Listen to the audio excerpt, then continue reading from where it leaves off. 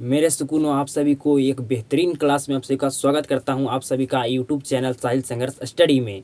आज का क्लास आपके लिए काफ़ी ज़्यादा शानदार होने वाला है।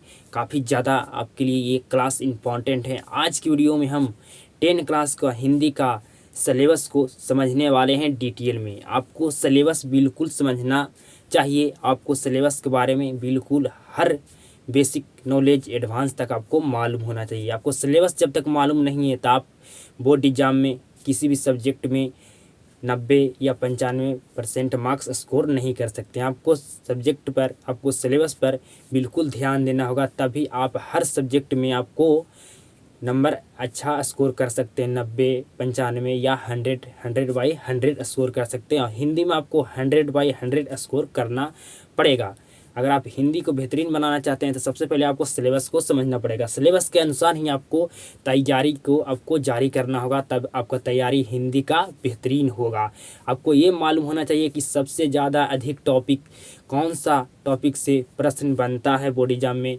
ऑब्जेक्टिव प्रश्न कितना हिंदी सब्जेक्ट में पूछा जाता है, सब्जेक्टिव प्रश्न कितना अंक का पूछा जाता है हिंदी पेपर में, ग्रामर सेक्शन से ऑब्जेक्टिव प्रश्न कितना पूछा जाता है, बुक से आपका ऑब्जेक्टिव प्रश्न कितना पूछा जाता है, और सब्जेक्टिव प्रश्न बुक से कितना पूछा जाता है, ग्रामर से कितना सब्जेक्टिव प्रश्न पूछा जाता है। मतलब आपको हिंदी के सिलेबस के बारे में पूरा बेसिक से लेकर एडवांस तक नॉलेज होना चाहिए। अगर आप सिलेबस को बेहतरीन ढंग से समझ लेते हैं तो आपका हिंदी 100/100 आप स्कोर कर सकते हैं। तो आज की वीडियो में, आज की क्लास में समझने वाले हैं हिंदी को सिलेबस को बिल्कुल डिटेल में। आपको कोई भी समस्या दिक्कत नहीं होगा।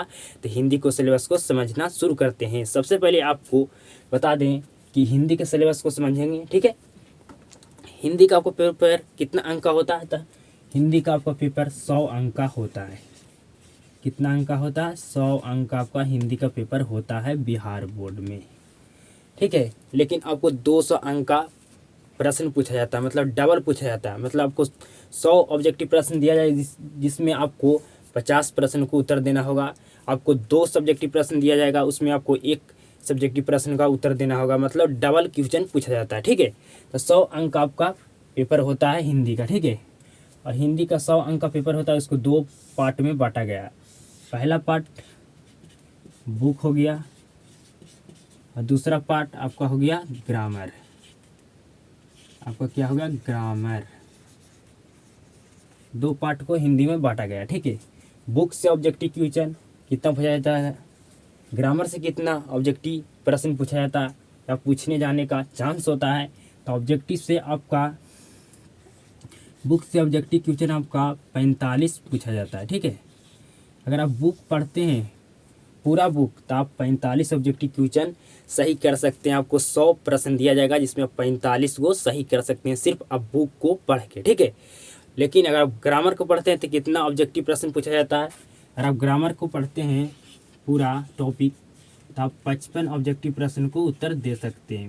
मतलब अब 100 प्रश्न आपको दिया जाएगा तो उसमें 55 प्रश्न आपको ग्रामर सेक्शन से रहेगा और 45 प्रश्न ऑब्जेक्टिव आपका बुक से रहेगा, ठीक है। तो आप बुक नहीं पढ़ते हैं तो आप ग्रामर से काम चल जाएगा, ठीक है। लेकिन अगर आप बुक पढ़ते हैं और ग्रामर नहीं पढ़ते हैं तो आपका काम नहीं चलने वाला, ठीक है। 5 अंक आपका कम जाएगा अगर आप सिर्फ बुक पढ़ते हैं तो, ठीक है। तो आपको पता चल गया होगा कि कितना ऑब्जेक्टिव प्रश्न आपको समझ में आ गया होगा कि आपको ऑब्जेक्टिव प्रश्न बुक से कितना ऑब्जेक्टिव प्रश्न पूछा जाता है, ग्रामर से कितना ऑब्जेक्टिव प्रश्न पूछा जाता है, ठीक है। तो आपको क्या पढ़ना चाहिए? तो आपको ग्रामर पर ज़्यादा ध्यान देना होगा, क्योंकि ग्रामर सेम होता है, सिर्फ उसको विस्तार किया जाता है, उसको बढ़ाया जाता है। लेकिन बुक आपका चेंज हो जाएगा।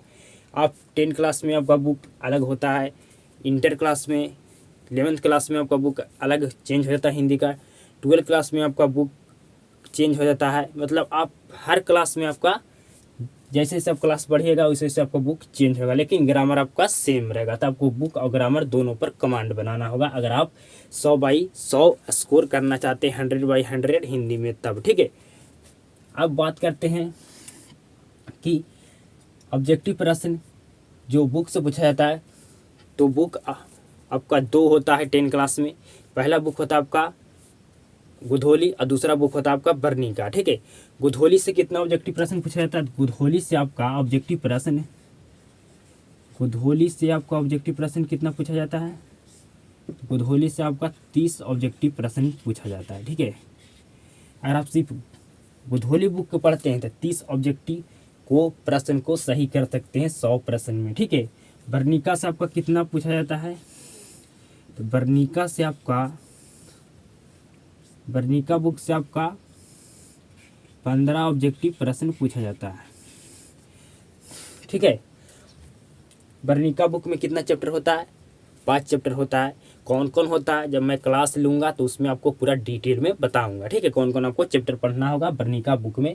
टोटल 5 चैप्टर होता है वर्णिका बुक में।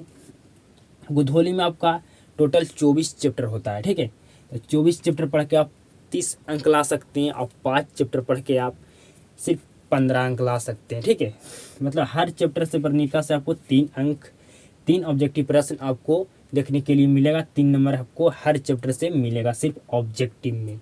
अब सब्जेक्टिव की बात करते हैं कि सब्जेक्टिव हमारा हिंदी में बुक से कितना अंक का पूछा जाता है और ग्रामर से कितना नंबर का सब्जेक्टिव प्रश्न पूछा जाता है। ठीक है, तो बुक से आपका सब्जेक्टिव प्रश्न पूछा जाता है लघु उत्तरीय प्रश्न। लघु उत्तरीय प्रश्न,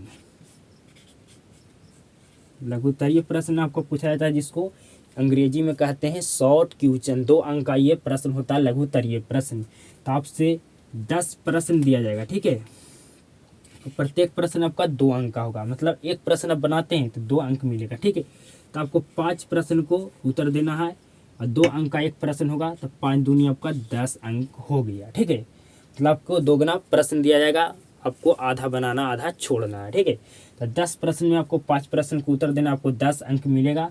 ये कहाँ से पूछा जाता है लघु उत्तरीय प्रश्न, तो आपका गुधोली और वर्णिका दोनों बुक से ये लघु उत्तरीय प्रश्न आपको पूछा जाता है। ठीक है, अब बात करते हैं कि दीर्घ उत्तरीय प्रश्न कितना अंक का पूछा जाता है बुक से।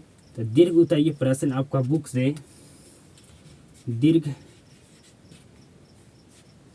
उत्तरीय प्रश्न आपका बुक से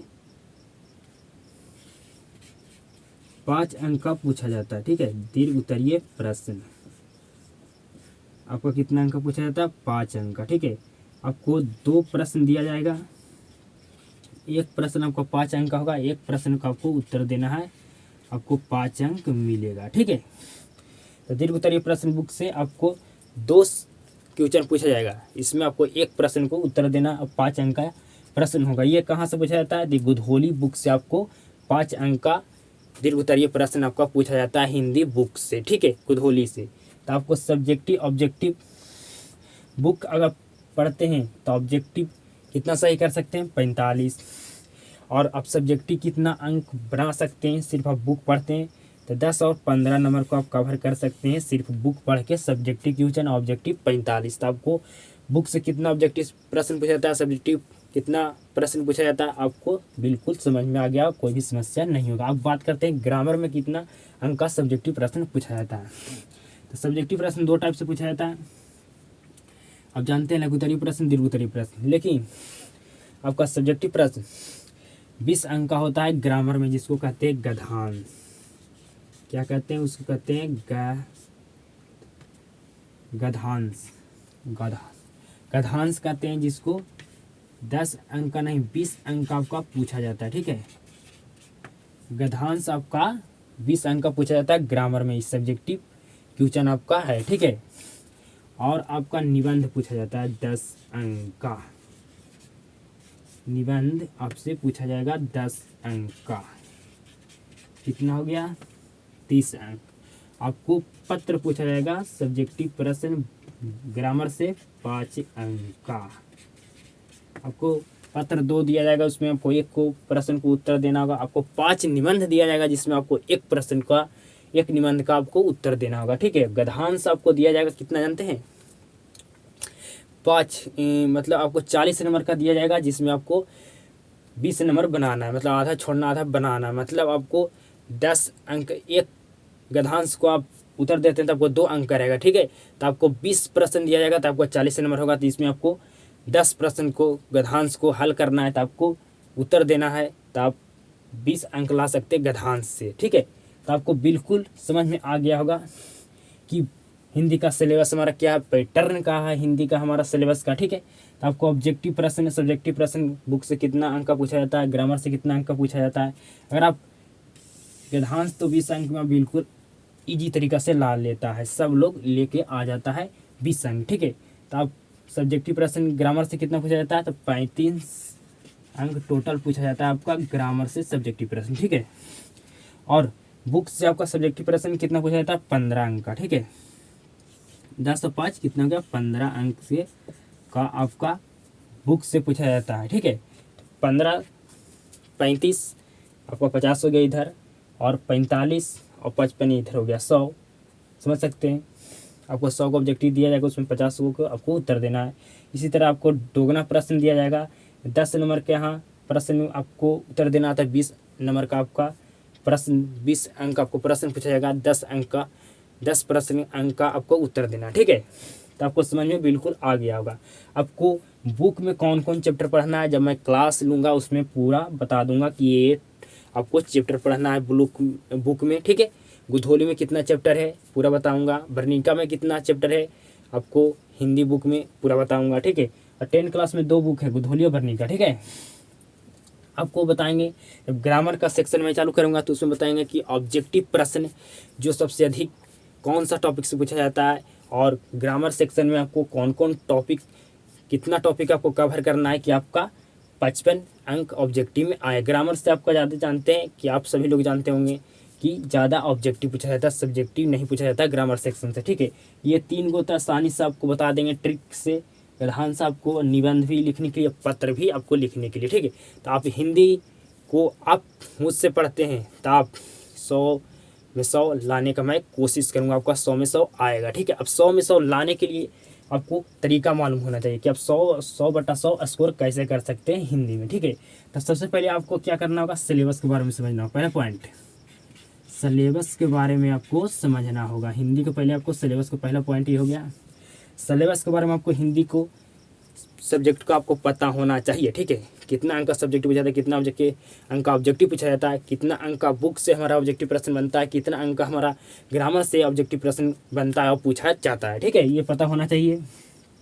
दूसरा पॉइंट, आपको बुक पता होना चाहिए कि हमारा हिंदी पेपर में 10 क्लास में कितना बुक है, 2 बुक है, 3 बुक है, ये पता होना चाहिए। आपका तीसरा पॉइंट है, आपको ग्रामर का टॉपिक के बारे में पता होना चाहिए, ठीक है। ग्रामर का टॉपिक पता होना चाहिए, ग्रामर का टॉपिक कि हमको कौन कौन ग्रामर के टॉपिक को पढ़ना चाहिए, ठीक है। और कितना हमको ग्रामर के टॉपिक को कवर करना चाहिए। अब बुक में भी आपको पता होना चाहिए कितना चैप्टर होता है, कौन कौन बुक होता है, ठीक है। चौथा पॉइंट है आपका क्वेश्चन बैंक। क्या चीज़, क्वेश्चन बैंक। आपको क्वेश्चन बैंक को सोल्यूशन करना होगा। आप क्वेश्चन बैंक को सोल्यूशन करते हैं। पाँचवा पॉइंट, आपको 5 पॉइंट को ध्यान रखना होगा, टीचर, ठीक है। आपको टीचर पर भी डिपेंड करता है कि आपका टीचर सिलेबस ख़त्म कर रहा है कि नहीं, बेहतरीन ढंग से आपका सिलेबस को ख़त्म किया है कि नहीं, आपको किस तरह से पढ़ाया गया है, ये भी डिपेंड करता है आपका अंक लाने के लिए। कोई भी पेपर है, अगर हिंदी इंग्लिश हो कुछ भी होते, हिंदी में आप अगर इस 5 पॉइंट को आपको ध्यान रखते हैं तो आप 100/100 स्कोर कर सकते हैं। टीचर भी आपका पूरा सिलेबस ख़त्म करना चाहिए, आपको पूरा सिलेबस को कवर होना चाहिए, ठीक है। आपको सिलेबस के बारे में पता होना चाहिए, बेसिक से बेसिक नॉलेज आपको पता होना चाहिए। बुक आपको पता होना चाहिए कि बुक में कितना हमारा चैप्टर है, कौन कौन बुक हमको पढ़ना है 10 क्लास में। ग्रामर सेक्शन में आपका कितना टॉपिक है, इस क्या क्या टॉपिक हमें पढ़ना है, पूरा पता होना चाहिए। आपको क्वेश्चन बैंक को सोल्यूशन करना चाहिए, आपको मॉडल पेपर को भी सोल्यूशन करना चाहिए, सेट का भी आपको सोल्यूशन होना चाहिए। तो ये सारे बात को आप ध्यान रखते हैं तो आप 100/100 स्कोर कर सकते हैं हिंदी में, मैं एक दावे के साथ कह सकता हूँ, ठीक है। आपको 100/100 स्कोर करने से कोई भी रोक नहीं सकता है। तो आपको बिल्कुल मैं कोशिश किया हूँ समझाने का कि आपको हिंदी के सिलेबस में समझने में कोई भी समस्या, कोई भी दिक्कत नहीं होया होगा, ठीक है। तो अगर आपको इस वीडियो से कुछ भी सीखने के लिए मिला हो तो इस वीडियो को ज़्यादा दोस्तों के पास शेयर कीजिएगा। और वीडियो देखने के लिए धन्यवाद। किसी नेक्स्ट क्लास में मिलते हैं आप सभी के लिए बेहतरीन तैयारी के साथ।